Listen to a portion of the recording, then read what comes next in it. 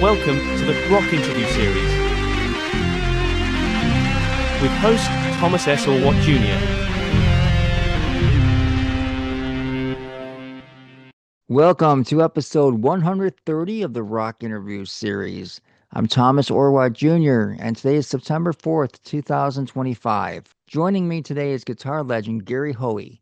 Gary has had an incredible career, first gaining attention auditioning for Ozzy Osbourne in 1987, then formed the hard rock band Heavy Bones in 1990. Their debut record dropped in 1992, just as grunge was taking over. So Hoey pivoted and launched his solo career with a mostly instrumental record, Animal Instinct, in 1993, featuring a standout cover of Hocus Pocus. Gary went on to score Endless Summer 2, contributed to the Office Space soundtrack, and released a string of standout records. Now, after a 6-year stretch, he's back with Avalanche, an album that blends melody, profound lyrics, and pure guitar brilliance. So here he is, Gary Hoey. Hey everyone, welcome to the Rock Interview Series. And look who we have here today. We have guitar virtuoso Gary Hoey, also a great lyricist and a great singer-songwriter. And here he is. Gary, welcome to the Rock Interview Series. And thank you very much for stopping down and giving us some time today. Oh, absolutely. Thanks so much for having me. My pleasure, man. Great to be on the show. Yeah, I wanted to start off by talking about your most recent release, Avalanche, which was released back in May, first week in May, and it's such an incredible release. It's your first studio record in over 6 years. So why don't we start there? Why did it take so long? I know COVID happened and everything in that time, in that 6 years, but what was the reasoning why there was such a long period of time between records? Yeah, it's a good question.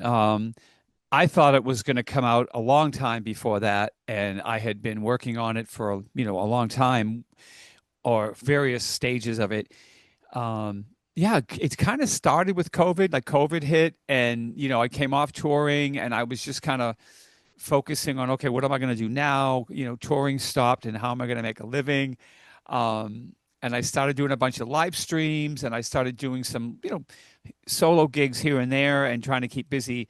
And then my mom, my elderly mom, I started taking care of her during COVID because her health started failing. So that turned into me being her caretaker for a couple of years, which kind of delayed some of my recording. And then my mom passed away a couple of years ago, and then my younger sister passed away from cancer. My baby sister got cancer, and she passed away 4 months before my mother. So all this happening kind of sent me in a bit of an emotional kind of tailspin. And so I'm trying to get back to my music. I'm like, okay, I'm going to finish this record. I have all these songs. And then I came to the studio one day, and my hard drive little icon wasn't on the desktop. And I got kind of scared. I'm like, where's my hard drive? Maybe the cable pulled out. I turned out it had had a crash, and a lot of my album was on the hard drive, which I hadn't backed up because I was taking care of my mom. So I lost a lot of the music that had been recorded. So I had to start all over again on the album that I had already been working on. So that delayed me again. So it's one of these like Def Leppard stories where one thing just keep happening after another that's going to delay the record. So I just said, you know what? I got to get in there and I got to do it. I got to get it done, and I got to not procrastinate. And that, I think, made it come out even better because I couldn't just get in there and, take my time. And I learned a lesson from this because when we all have our home studios, sometimes we procrastinate. We spend way too much time when it's already good enough, and we should just get it out there and trust the music. And so I finally did get it done, but it just took so long. And that's a lot of the reason. Yeah, well, I'll tell you what, the end result is amazing. I mean, it really is a great record. I want to go through some of the songs. Thanks so much. And you know what, lyrically too, you've really developed into a great lyricist. I mean, these are some pretty emotional songs, and these lyrics kind of like, really hit you hard. Yeah, thank you. Well, they're definitely an outcome of what I went through as a Yeah. person and as a musician. And I called the album Avalanche because I felt like I got hit by an avalanche with everything that was happening to me. And, you know, my life started out with very humble beginnings. My early childhood, I was one of six kids. My mom didn't have a lot of money. She divorced pretty young. So I had kind of some rough early childhood. And then, I worked really hard as a musician, and I kind of became a semi-famous guitarist. And I started living my dream, touring the world and playing with all my heroes. And I broke out of that and became, and made something out of my life. So my life was going pretty dang good. And then all of a sudden, my best friend, my mom gets sick and dies, and my baby sister dies. And, all these things happen to me. And all of a sudden, I'm dealing with the things that everyone else is dealing with every day, too, cancer and things that happen in our lives. But now I'm this public figure who's supposed to be out there, being positive and pushing music, and I couldn't find my mojo. I literally like lost my mojo. I think you might understand that. I couldn't I could play music, but I couldn't feel music. And then I just kept going to the studio every day, and it started to come back. It was the weirdest thing I've ever felt in my life as a musician. Like I couldn't even feel timing. Like when I tried to play in time or in the groove, it wasn't like as natural as it normally felt, because I think my heart Yeah. was broken. I don't know what it was, but I poured that sorrow into so many of the songs like Cold, Avalanche, Safe Place to Fall, Dear Mama, which I wrote for my mom. So many of the songs just have a story. Unstoppable has a message to it that we need our friends, we need our family to support us and to make us unstoppable. We all think we're unstoppable, but it's not us. It's us as a group. Yeah. One of the songs that you did mention, Dear Mama, you have your son Ian, who also played on that particular track. How gratifying was that for you to include Ian also on that particular one?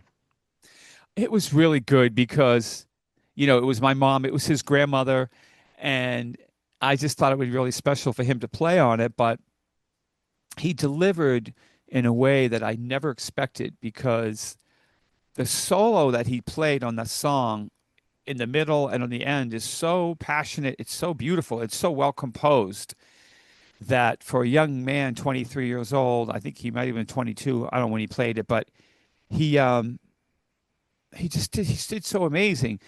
And when he first came in the studio to record it, I can be honest with you, it didn't go that great. He came in and he was just kind of playing some stuff, and it just wasn't happening. And he didn't feel it. I didn't feel it either. And I just said, don't worry about it. Go work on some ideas, and we'll come back. We'll do it tomorrow. We'll do it another day. No problem. And he went and, man, he got in touch with it and just came back and really nailed it. Gary, another song that I think is really impressive is the song Angels and Devils. Tell us a little bit about that song. I mean, that song is super catchy and lyrically, again, I mean, it's pretty profound. Thank you so much. Angels and Devils is a song that just, I had started writing a while ago. I had the song title in my mind, and I was thinking about when I was a kid, and just, the angels on one shoulder, the devils on the other. We got to make these decisions. We got to make these choices. And that was sort of the inspiration for the song. And I work with Lita Ford a lot. Lita Ford and I have worked together on a record, and another record that we just finished. I produced and co-wrote with her is going to be coming out. And that song initially I wrote for Lita Ford. I thought, wow, this could be a good song for Lita. And then, we had enough songs. For some reason, it never got chosen. And then I said, oh, maybe I'll just record it for myself. And I did a demo, and the vocal came out, like the lyrics and stuff came out so fast. I couldn't tell you the verse. Like it was almost like I was in a time warp or something. I was on the microphone, almost freestyling. And then I went and wrote it down, and I kind of refined it. In the chorus, I had to work on it a little harder. Um, just because angel on my shoulder, I'm trying to save a life tonight. And that line, I wanted to repeat it, but I thought it was too much. So I changed the second line to, I hope you hear my prayers tonight. And, you know, again, it's just a song that I think it has a positive energy to it, but there's a message behind it, again, of what I was going through. And that song has become one of the most fun songs to play live on this Avalanche tour. Every time we play it live, like the crowd just falls in love with it like right away, and they're singing the song by the end of the song, and they've never heard it before.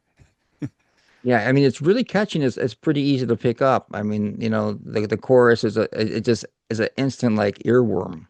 Yeah, thank you. You're welcome. And that's the magic of creating a great song and mission accomplished. Thank you so much. Well, I guess the last 40 something 50 years or whatever that I've been making music, I'm finally getting it down.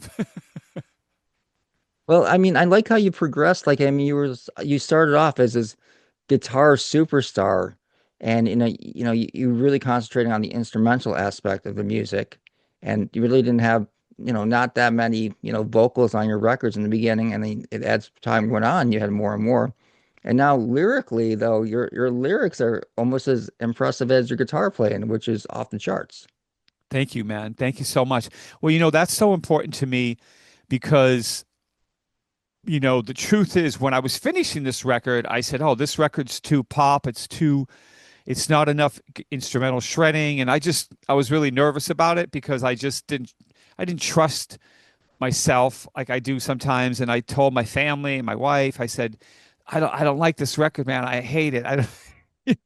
And they just literally like told me like, shut up and go to bed. And, I was trying to mix the record myself and, I was struggling because I was just kind of going in circles. So I ended up asking Max Norman to help me, who's a legend, and mixed, Ozzy and George Lynch and so many great bands. So he came in and mixed the record, and he really gave me a great thing because he gave it a continuity in the sound because of his mixing ability and brought it to the level I really wanted it to be and hoped it would be. And he kind of kicked me in the butt, when I was trying to get it done. He was like, "Okay, man, let's just get this thing done." And sometimes you need that. You need that person to push you. Yeah. Now you mentioned earlier about working with Lita Ford in the past. There is a song on this where she sings lead vocals, You Know I Would. And that's like almost like I don't want to use the word ballad, but I mean it kind of does describe it, doesn't it? Definitely. It's a mid-tempo ballad. It's just one of those it's one of those songs that it's so catchy, but it's so believable because when I wrote that, again, I wrote it for Lita and she's helped me finish it. So I feel like she is a co-writer on that one. Absolutely. And she um, went through a lot in her life. She's been through a lot. And in her book, Living Like a Runaway, which is the same name as the album I produced, she talks a lot about her divorce and her life and the hardship with her kids and everything. So when I wrote that, I was thinking about her and I just was trying to put myself into her place. And I recorded it and I sang it. And then I asked her if she would sing it, if she would sing it with me. And she just killed it. She came in and just did such a great job. And that song, we shot a video out in Arizona where she lives. We shot a music video, which is coming out in the next few weeks. We're going to debut a new video, and that's going to be the next single off the record. Is You Know I Would. Right. Okay. Well, I mean, you have so many to choose from, but I think that's a good choice. I really do. It's going to be what number single is this going to be? Well, we did Avalanche was the first single, and this is going to be the second single. And then we're shooting a video for either Maine to Mississippi or Cold. Angels and Devils, we also want to do a video for. So we can't even decide at this point. Yeah, I mean, like I said, there's a lot to choose from. Maine and Mississippi, that has a real ZZ Top kind of vibe to it. I mean, you could almost have, Billy sing that, and you would think it was a totally ZZ Top song. Oh, absolutely. That was he would be great. That was just a song that was one of those Delta swampy blues songs that I had, and I had the title laying around Maine to Mississippi because I did a movie down in Mississippi where I was playing in a band, and the movie's called Time Boys 2, and I was just in the band, like in the club. If you in a movie, we're like in the background, but it's me and Stu Ham and Al Petrelli and Brian Tishy on drums. Like it's an all-star super band. and we're all in the back just playing, on stage, And so I was in Mississippi and I got to experience that whole thing. And I live close to Maine. And so the lyric came out. I was like, Maine to Mississippi, we're all the same, no matter where we are. And I thought it was too bluesy for the record at first. I'm like, this is too bluesy because the album's more of a rock album. But I said, you know what? The blues and the rock, they work together. Cinderella, Tom Kiefer, he puts kind of blues with the rock sound. So I thought it could work. Yeah, and I think you're another perfect example of somebody who makes it work. I mean, that's pretty much been, a good part of your career, like combining both of those.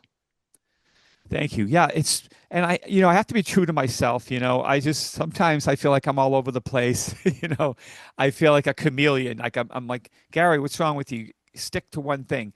But um I get bored. I just get bored. I just go, okay, I'm just going to do what I think is what makes a good album to me. And then my fans come back and tell me, that's what we like. Good job. And so I trust that thing between me and my fans that I think that I know what they like and I know what I like, and I have to trust myself first, because if I don't, then I'm going to be second guessing everything I do. Yeah. Yeah, well, that's one of the things with being like really talented like yourself. I'm sure sometimes you get to the point where just out of boredom, you're kind of like going places that like, some, typical music fans, it's like way over their head. You kind of maybe have to like bring yourself back into like realizing your fan base. Not taking anything against your fan base, of course, but I'm just saying that, I mean, you're the genius behind this, behind the curtain. Thank you so much. Well, you know what? I think what I have is a gift, that came when I was a young kid. I'm like, this is what I'm going to do for a living. I'm going to make music. And I thought, oh, I just, you're a teenager, you want to be a rock star and you want to be in limousines and you want to think you're cool. But I realized it's none of that. It's the hard work, and it's, we're mostly alone. I'm in this room alone most of the time. And that's the scary place sometimes. It's like when you go in to write a song or you go in to finish something, it's like, oh my goodness, I'm all by myself. How am I going to do this? And then you find out, if you just go there and you just toy around and something starts happening, then you go from there. And next thing you know, you're halfway there. It's just Eddie Van Halen said that a long time ago in an interview. They asked him how he writes songs, and he just kind of said, I go in the room and I just goof around and stuff comes out. He said, but if I don't go in that room, then nothing comes out. So it's a mentality that I took in my career. And I'm working on a new Christmas album right now because this is the 30th anniversary of me doing holiday music. And I love doing holiday music, man. I just love all those old Christmas melodies. So I'm in here now working on some new Christmas music, and that's been really fun and challenging. Yeah, you're actually going out on tour starting on October 10th. So you're going to be leaving your room. It's not going to be a Christmas tour right at first. You're going to be promoting Avalanche. And can you tell us a little bit about who you're bringing out on the road with you as far as your band goes? Yes, I'll have my son Ian on guitar with me, which is great because he plays, all the songs that he plays on the album, and then he backs me up and he does his own thing on some songs. It's great. And I've been using a couple different drummers and a couple different bass players actually for my live touring band. I don't have a steady band. The guys that played on the album, Matt Scurfield and AJ Pappas, they have been playing with me for the last 15 years, on and off, touring all over the world. And they decided to take a break, stay home with their families, and just get off the road for a while. So I get them here and there. But I'll have like Matt Starr on drums sometimes. I'm working with Stet Howland, who played with Wasp and Metal Church. Love Stet. He's been playing with me. And I have Mike Dutko on bass. Mike Dutko has been touring with me the last year and a half. And so I'm going down the coast. I'm kind of going down like to Virginia, Maryland, and DC area in October to kind of finish up the Avalanche shows before I start my holiday tour. So that's what we're doing. Cool. I want to talk about the last time I saw you perform live, and that was just recently. Well, not that recent, but fairly recently on August 1st, where you were playing in the Lou Gramm band at Batavia with also with the legendary Tony Franklin on bass, who was in your band in the very beginning and played with on several of your records. start off with how did you hook up with Lou Gramm? And then what's it like playing those legendary Foreigner songs with the original vocalist of Foreigner? Yeah, it's amazing. Well, you pretty much said it. It was Tony Franklin. Um, because Tony and I worked together for 30 years. I mean, going back to Hocus Pocus when it came out. Um, so we've been friends for so long that I was on a cruise doing the Rock Legends cruise with my band. Tony came on with Lou Gramm and just doing their show, All Stars. And when I saw Tony, I was like, "Hey man, how's it going?" And he came and jammed with me. And I just said, "Hey, if Lou's ever looking for another guitarist, if it ever comes up, man, I would love to play those songs with Lou." And what a legend. So I just thought nothing of it. And then one day I got a call. He said, "Hey, Lou's looking for some fill-in guitar players for some shows because his regular guy can't do it." And I said, "Oh, great, I'll do it." And then that's what happened. And then his other guy didn't come back for a while, so I've been filling in and just having a great time. I can't tell you how much it means to me. Because 30 years ago, when I had my first hit, I got a chance to open up for Foreigner. And I went on a tour about 6 weeks opening for Foreigner and the Doobie Brothers. So there I was every night watching Lou. What I thought, in his prime, in 30 years ago, he was just in his prime, singing unbelievable and the great songs. And so then fast forward 30 years later, I'm playing on stage and I'm looking over and there's Lou Gramm. So it's kind of surreal, actually. And he's such a nice guy. He's such a humble, just one of the most normal, humble, non-ego rock stars that I've ever seen. He's so laid back, and when he meets the fans or he's at the hotel, he's down there having the buffet. He's not like having somebody bring food to his room. And I think that is so beautiful and when he meets people, he's just like, hey, even if they interrupt him in the middle of dinner, he's never annoyed. And it's something to really admire. When Lou agreed to have you join the band and you had to learn the set list and that, was there anything about those particular songs that kind of surprised you that you didn't notice just by being a casual listener of the songs? Yeah, absolutely. Um, I always heard the songs growing up and I remembered them in my head, and my band tried to play a few of them, but we always had trouble singing it. It was always like, who's going to sing it? Because when I was growing up, we all wanted to do, we wanted to do Hot Blooded and all that, but it was like, it was just like Lou, we couldn't sing Lou. We couldn't hit those notes. Is my guitar not coming out? It wasn't not really. I mean, All right, some of hold the on. notes are, but yeah. Oh, hold on. It might come out now.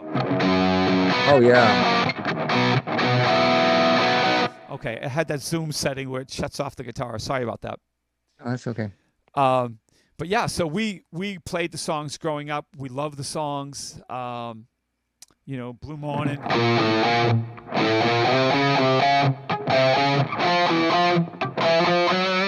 I mean, it was just amazing. But to dive into the set and to really learn what's behind the songs, man, that was a whole nother story, because Mick Jones was an incredible composer, and the way he just put those little chord changes in and those little key changes and just amazing modulations and riffs is incredible. And then to hear what Lou does on top of it is amazing. So yeah, it's been an education. A song like That Was Yesterday is one of those songs that, when I hear it, I'm just like, the chords and the way the changes are is just amazing. And to try to play it on the guitar, it's kind of different, than the keyboard. So that is a challenge in itself. But yeah, I'm having a great time. Yeah, when I saw that show, I thought to myself, okay, there's a Foreigner band, but I feel like I'm actually seeing more of Foreigner here with, Lou and with you and Tony and the great band that you guys had with the Lou Gramm band. I thought it was incredible, and I felt very privileged to be able to see it in that type of setting when you guys should be playing in front of 10,000 people at least. Yeah, absolutely. I mean, thank you, man. It was a great show. Either way, it was an awesome outdoor show, and yeah, Scott on saxophone is amazing, Jeff on keyboards, who played with Foreigner back in the day. You can just hear it. He hits those certain sounds, and I'm literally like, I'm getting like chills, like when I hear him do like, if we go like.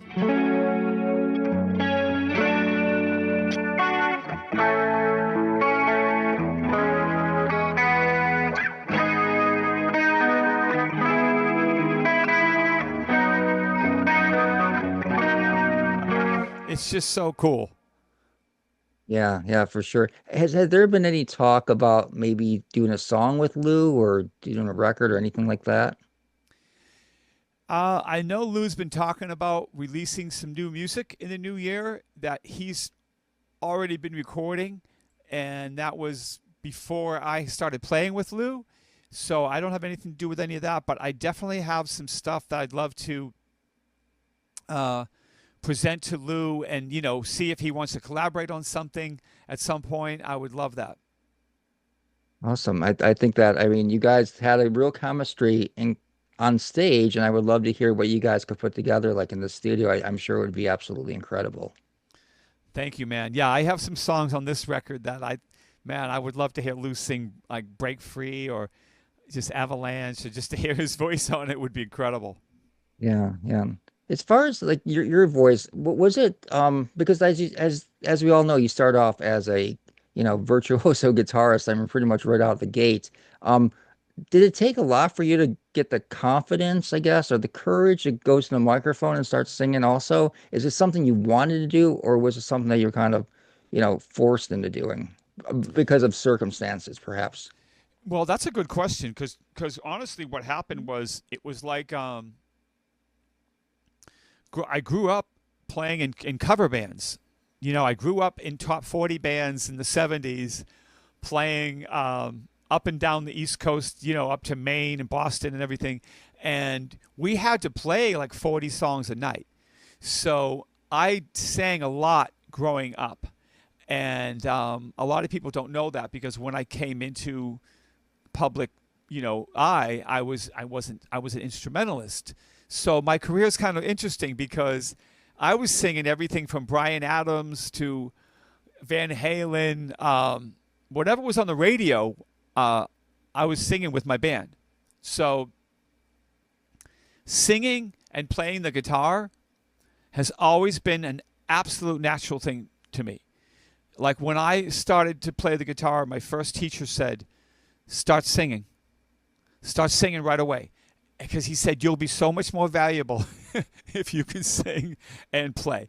And he taught me how to play complicated things while I'm singing. I can play like things in 3 while I'm singing in 4. Like I can do really weird things because I've been doing it since I was 15. And so when I go to write music, like the lyrics just come out and the singing comes out because I was always a songwriter. And so even while I was doing instrumental music, my family, my sisters, my brother, they would always say to me, Gary, you got to get back to singing. You got to get back to songwriting because you're a songwriter. And I said, yeah, you're right. You're right. I got to get back to it. And I had a couple of children. I have a son and a daughter now. And they inspired me a lot to write music with lyrics, like just having kids and having family and having things to write about. And when you have kids, you care about the world more. So you start to care about what's going on. So you start to put your pen to paper and think about things and listen to what's going on. And that's what I've been doing. So, but it's taken me a long time to find my voice. It really has as a singer and to have the confidence, like you were saying, it really did. I've always been a little bit insecure about my voice, but I think everybody is. Right. And this record right now, the Avalanche record, I mean, should give you no doubts about your voice. I mean, you deliver vocally without a doubt, and especially on this record. Thank you, man. Well, you know what? I have to say, I'm gonna just accept it because when I sent this out to my radio friends around the country, I did probably 150 radio station interviews. They were all coming back to me saying, dude, your voice is there. And they were telling me that they really enjoyed it, and that, that's the truth to me, because they wouldn't say it if they didn't mean it. They just wouldn't say anything. And so, to hear you say it, that means a lot. I appreciate it. Yeah, no problem. I want to go back and look at the beginning of your career. What was the thing that led you to the guitar in the very beginning? Well, when I was really young, I was into martial arts. Me and my friend Dave started taking karate, and like that was our kind of our hobby. We went to the dojo and we learned karate, and it kind of taught me some discipline. It taught me like to focus. It taught me to work hard, and so that was my love. And then all of a sudden, I'm sitting at the kitchen table, and one of my sisters is dating a guy that plays the guitar. And he comes over the house, and now, I look over and, he's playing like, he's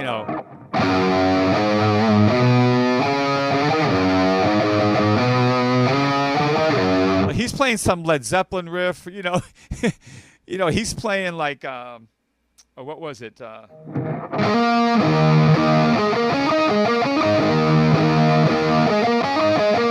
Some Black Sabbath. And I'm just watching his hands on the fingerboard in front of me.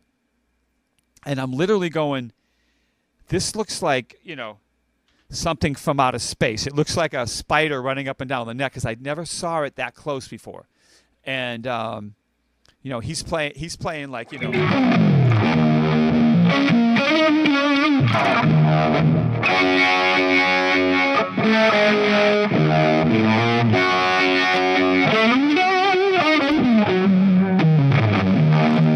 Robin Trower. Wow. And I'm just like, you have to teach me how to do that. And that was really it. He just said, get a guitar, and I'll teach you some chords. And I got a cheap guitar, and, he showed me how to play Nights in White Satin by the Moody Blues. Everybody remembers their first song. And I became obsessed. Oh my God, I became obsessed with the guitar. I just wanted to learn everything, and I played every day, and it was like a drug. It was like a drug to me. It was like an adrenaline rush. Like if I would learn a new riff, or if I would play like, like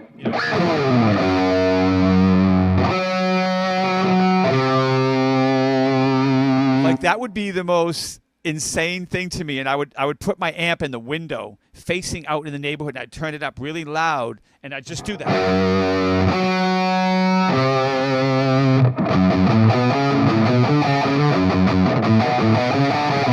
I would just start playing, and the audience, the neighbor would call the police, and the police would come, and they would tell me to shut it off, and they weren't ready for me. Yeah, but now I bet they regret it knowing that there was a rock star in the making back then. I know now my neighbors come over and they go, can you turn it up? You're right. Yeah, so okay, so did it come easy for you, or was it like, was there a period where it was kind of a little frustrating, and you kind of had to like practice a lot to be able to get to the point where like you were satisfied? Yeah, the kind of guitar that I wanted to play did not come easy to me. It was very difficult. It was very hard. I remember like just wanting to do things that I was just like, wow, this is really hard. And I had a basic blues feel, I had a feeling for the blues, but when I heard Eddie Van Halen come along, and Yngwie Malmsteen and all these shredders that I wanted to either play like, or my guitar students were coming to me going, can you teach me how to do this? And I would say to them, I think something's wrong with your tape machine, because nobody can play that fast. And they would say, yeah, he's actually playing that fast. So I broke out my metronome, and I started playing really slow. And then every day I would just kind of move it up a couple of notches, and I would write that number down on a piece of paper. And I started setting these goals, like, okay, I want to get to this goal. And then I would have to kind of slow down and start it back up again. And just, I treated it like I was training for something. And that discipline every day of practicing, like I would do a lot of just fragments, just a lot of,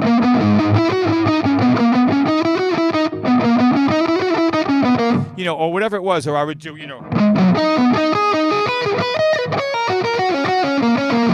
I would do arpeggios up and down, whatever the scales were, but I would start off slow and just practice it for hours and hours.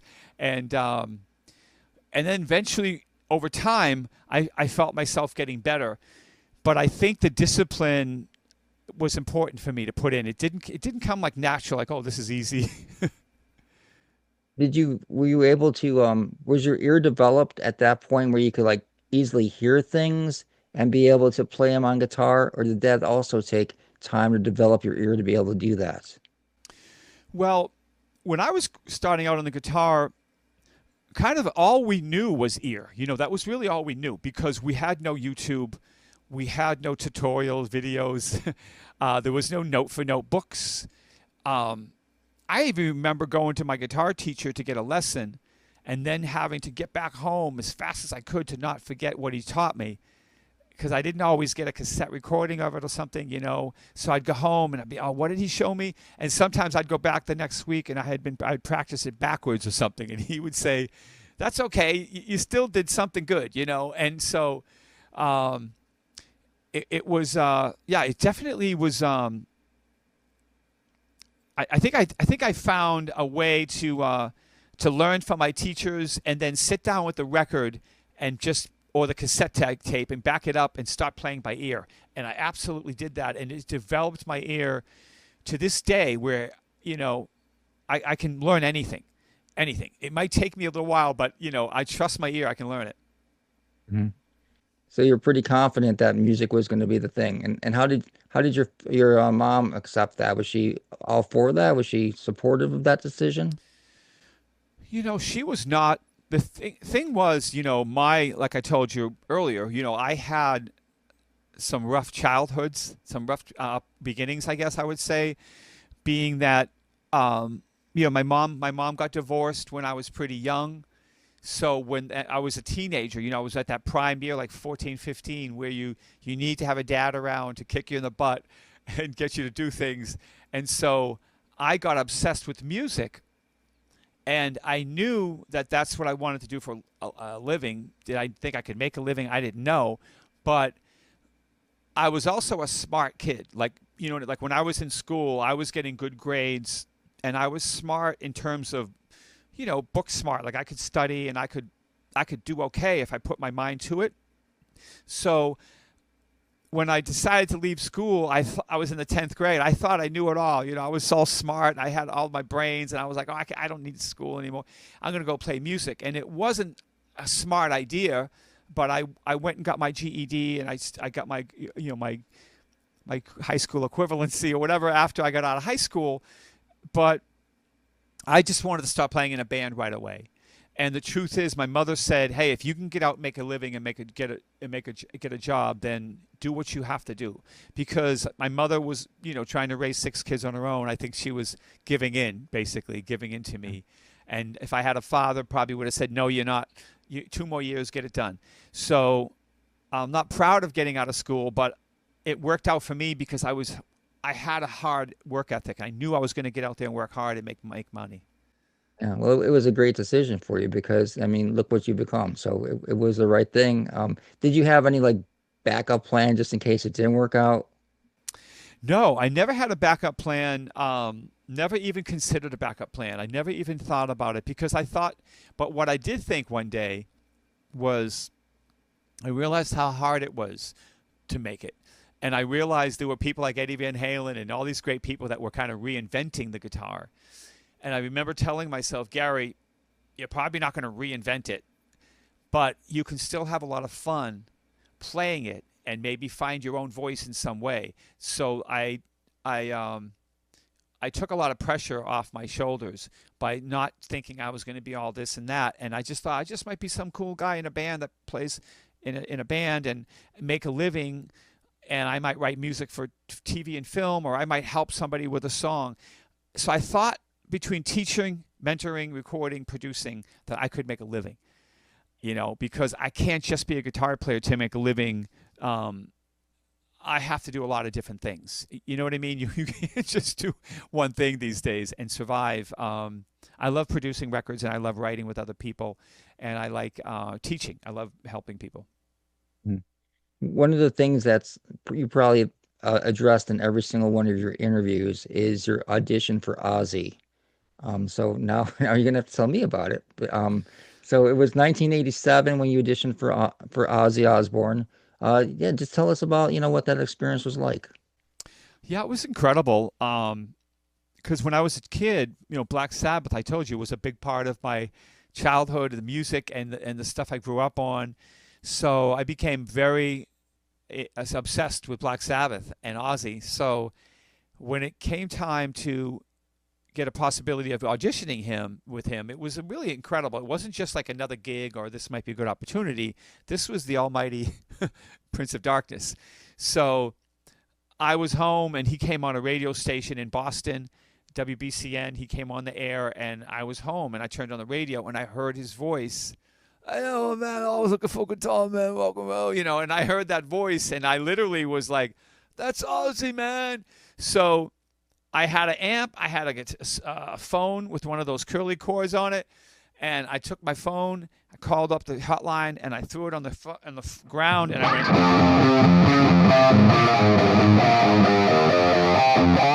and I played into the phone.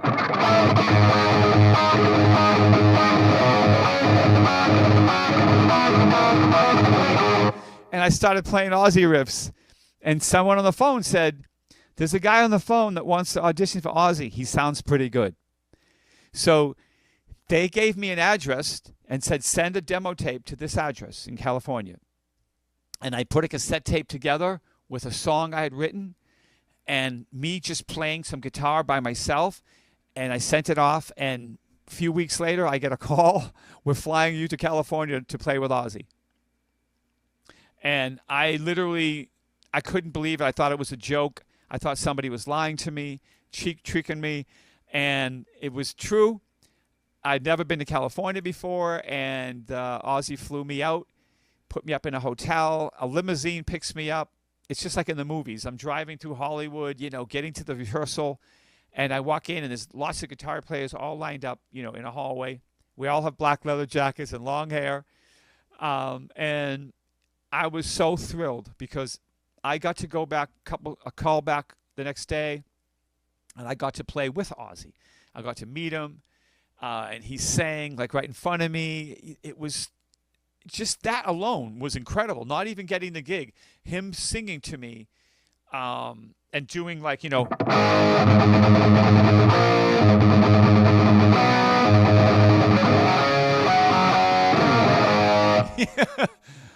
and he's going, I don't know. And he's shaking his head, so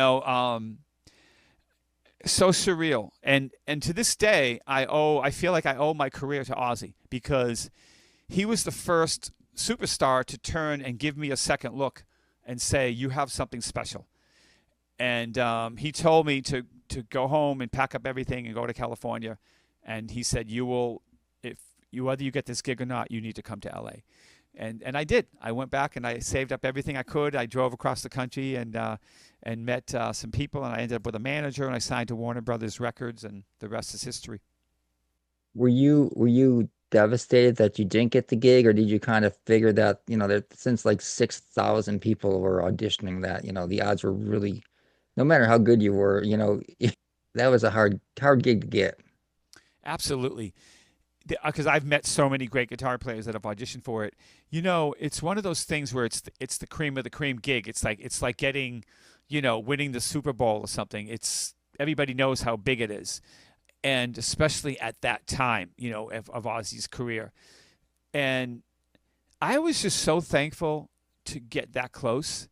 I was so happy, and I was such a positive person at the time. I think I still am. I'm a little more jaded now, but I was so thankful to just get the chance that I took that as, okay, all right, now I can work with that. Like I can make a career off of that because I can get out there and find something else. And then when I went to LA, I auditioned for Ronnie James Dio and had another very good audition. And the band all thought, I got the gig, and it was a really great connection. And then Ronnie went with someone else, and that kept happening. And I just said, I'm gonna just, maybe I should be a solo artist. Maybe God's telling me I should just be Gary Hoey. But I didn't want to be Gary Hoey. I wanted to be in a big band. That's what I wanted. I wanted to be in a band, but it just didn't happen. Yeah, you actually were in a band called Heavy Bones, which Frankie Bonelli from Quiet Riot was, and you guys were signed to Warner Brother Records back Yes. then too, 1990 to 1992, Yeah. which, that the later part of that wasn't really that great time to be in a rock band like that because of, the music scene at the time. Yeah. The grunge came out, and it pretty much it took the wind out of all that kind of music, that melodic rock '80s kind of stuff. Yeah. So Heavy Bones was awesome, and a great band, and God bless Frankie and Joel and Rex. But it's just that was my dream band. We all got together, and I thought this is going to be it. We're going to be the next Aerosmith or whatever. And when the record didn't happen because of the whole grunge thing, it just it couldn't get any legs. The first single was 4 a.m. and and that was it. When that album kind of didn't happen, and the record label started dropping everybody, it kind of left me at the curb, going, okay, what am I going to do now? And I had to think of my next thing. And I remember saying to my manager, I have some songs that I write and I play instrumental guitar. I'd love to do an album. And then that's what happened. We started doing that. Yep, and not only did you put out an album, but you had a big single, and the cover of Focus Hocus Pocus was a huge hit. Like, I remember hearing that in '97 rock back in the day, and that's how when I first heard of you.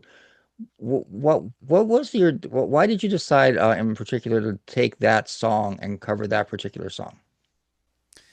We were looking for like one cover song to put on the record because it was all originals, but we wanted to put a cover song just to have something that was familiar to people. And my manager just said, "Hey, like what was that one song that you played in the garage or whatever, that when you were a kid, that was the riff from hell or whatever, And I was like, oh.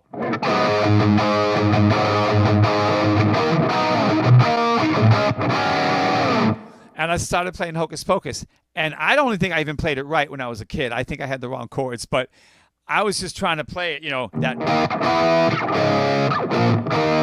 and the yodeling and everything. And he said, wow, that's such a quirky, cool song. And so we recorded it in the studio. And in the middle of the song, we had this little break. And I went into.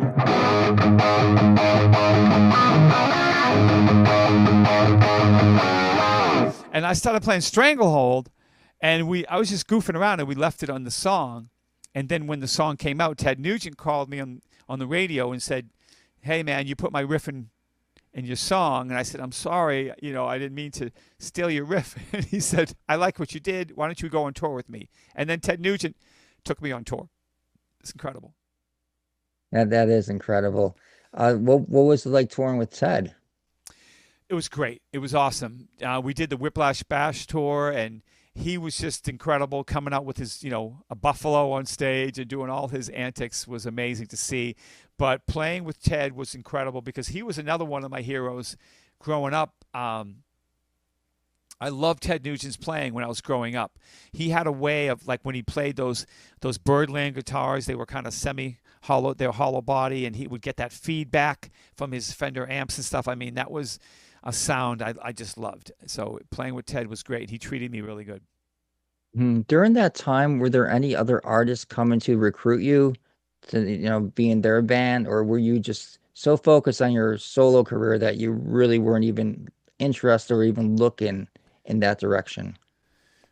I was always kind of looking, but when I had a hit record with Hocus Pocus, and then I scored the Endless Summer soundtrack, and I started to have a career of my own, that was important to me because I was also trying to raise a family. I just had kids, and I kind of wanted to be with my kids when I wanted to be with them, and have my cake and eat it too. And so I kept getting opportunities, like the Red Hot Chili Peppers or David Lee Roth, or all these different auditions kept coming to me. People kept coming to me going, I can just walk you in the door, and I knew if I got A gig or B gig that I'd be on the road for like the next 18 months, literally. And I would be going to Europe, South America, Asia, Brazil, and I'd be probably never home. And my kids were very young at the time, and so I think I made a conscious decision to not go after a gig that was too big. Yeah. Yeah. I want to talk about the Endless Summer soundtrack, Endless Summer 2 soundtrack. Like you said, you composed the music for that. And so that was kind of a little bit different for you. How challenging was that to step in that role and do that project? Yeah, it was something I'd never done before. I never even expected to get that much music in the film. I went to see Bruce Brown, the director, at his house in Santa Barbara, California, and I had a bunch of riffs with me. I just had all these different things, and he said, "Well, I got a scene. I'll play a scene." So he showed me a scene, and I started playing, just like going like,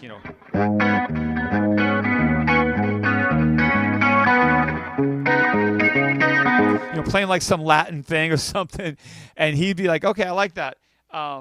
And then he would show me something else, and I'd play something else. So he started to really like a lot of the stuff I had, and said, "I want you to score the whole thing." And I did probably 90% of the movie, but it was kind of scary because I'd never done it before. But I just said to him, "Yeah, I can do it." And he would show me the scenes, and I would basically create the music to it. And I found it not that hard to write to a visual, because if you're seeing something that's exciting, and I was writing to all these, heavy waves and like, going like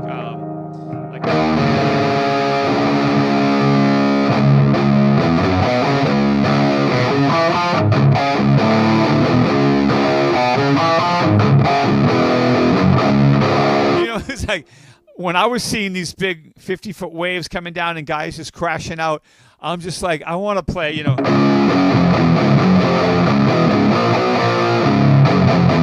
And no one had ever done that before in a surf movie. So it was usually a lot of this. It was usually a lot of,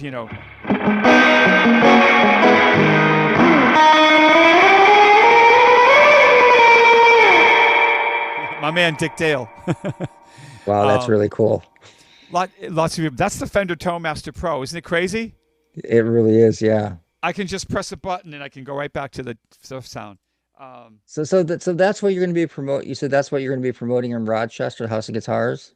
Yes, when I'm out there, I'm going to be promoting the Tonemaster Pro, which is a basically multi-amplifier processor that has 8 processors in it, so it does amazing sounds. You can just go from Hendrix, right to Dick Dale. Wow, that's incredible. So that's available to buy right now? It is. It's available now. The Tonemaster Pro has been out now for probably about a little over a year, maybe a year and a half. It's been out, and they just did a big update on it. And and Fender asked me to go out on the road and do some stuff, so I'm going to book a few more live events, and I'll come in, I'll do some demos, I'll play some songs, and they'll be doing some discounts on the equipment. Wow. And that's going to be November 7th at the House of Guitars in Rochester. Yes. Very cool. So after that, you put out some records and really established yourself, and then all of a sudden you discovered Christmas, and you were successful with your first Christmas record as well. And Ho Ho Hoey, which was released in 1995. And so tell me about why you decided to go into doing Christmas music at that point in your career. Yeah, it was, a lot of things happen sometimes in your career that I call them happy accidents. It's just something that you just go, hey, this might be a fun thing to do. So initially, my manager and I were talking about just recording some guitar instrumental Christmas music that we could send out to like radio stations for like bumper intro music, and just for fun. We really didn't have a big plan. And so I started recording some Christmas music, and my mom was always a big influence. And she was always telling me, you should record some nice Christmas music, Gary. And I said, Mom, there's enough nice Christmas music. So I started trying to play, like, Silent Night, whatever, and all of a sudden I'm playing like Silent Night. And I'm like, this is boring. So I started to play like the 12 Days of Christmas. And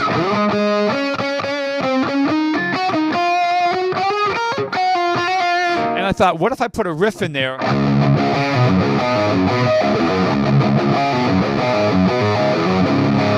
So I started playing heavy guitar and then going to this beautiful Christmas melody and seeing if I could kind of marry this kind of evil and happy kind of sound.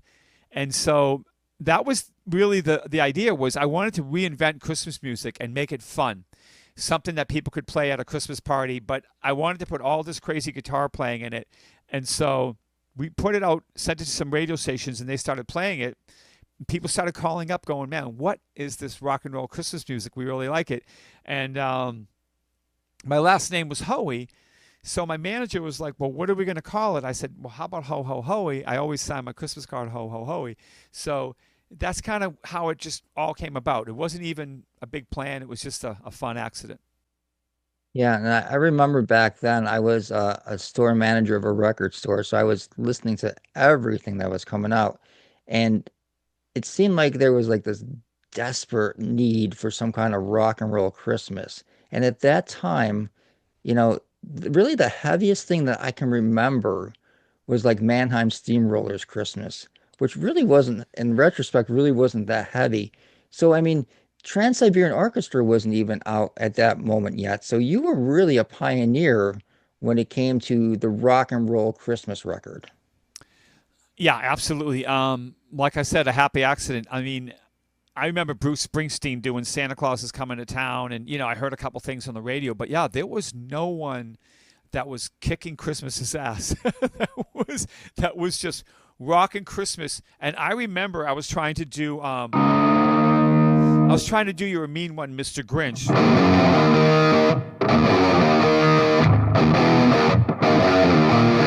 And I heard the movie, and there was a horn line that went,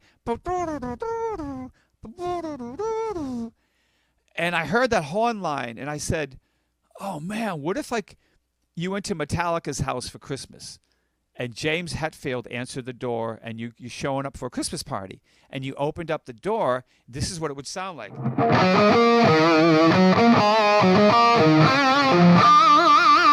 It would be this shredding guitar, and then it'd be going. And that's what I envisioned in my mind, was like this intense, heavy rock and roll Christmas music. And I didn't know it was going to work until I started doing it, but I was the actual first one to do it. A full album of it, to release it. I was the first one. Yeah, you definitely were. And that's why I believe you were the pioneer of that. And like I said, Trans-Siberian Orchestra, who some people, or many people, I guess, give credit for that. That's not true. It was, you were there before them. Yeah, I was the first one, and I'm sure they listened to my record when they did theirs. And Yeah, God bless I them, would. because I love TSO too. They're good friends of mine, so it's awesome. Will you still do a Christmas song, like, if you're playing in like June, or is it just, you only play the Christmas exclusively for the Christmas season? And I'm only saying that because, you have such a reputation of those, songs, those Christmas songs. I could almost see it working, at any concert that you play. Yeah. We don't typically do the Christmas stuff on the off season, but people do request it a lot, and sometimes we'll break into like the Grinch, or we'll break into a song. And there are a lot of venues that we go to twice a year. Like, we'll come for a non-Christmas show, and then we'll come back in the fall. And sometimes we'll kind of tell everybody, hey, we're coming back in December, and then we'll break into a Christmas song to get them excited, or we'll put a pre-sale on, something like that. But yeah, we could absolutely play some of the Christmas songs all year round, and I probably should start putting one in. Yeah, for sure. So anyways, Gary, wrapping this up, I want to thank you very much for your time, and looking forward to seeing you on the road. Best of luck to you. And is there any last words you'd like to say to our viewers right now? No, I just to say, yeah, thanks for having me on the show. It's been a really great a great hang and a great conversation, real stimulating. Yeah, I just want to tell everybody I'm out there on social media. If you go to GaryHoey.com, I have a new kind of a newsletter, fan list, whatever you want to call it, that people can sign up to. That's going to be really cool. I'm working with a company to help me make it much more interactive, where I can send exclusive stuff to my fans, things like MP3s of songs that haven't been released, exclusive photos, exclusive videos, and that's something I want to do and make it more of an exclusive place for my fans. So if they want to join that, some good stuff's coming, and I'm on all my social media sites. The links are there, and I love to connect with people online. So you can send me a message, and I'm pretty available. All right. Well, Gary, thank you very much for your time, and I'm looking forward to seeing you on the road. And once you get out there, stay safe, man. Thank you so much, bro. Take care. All the best. Okay, you too. Bye-bye.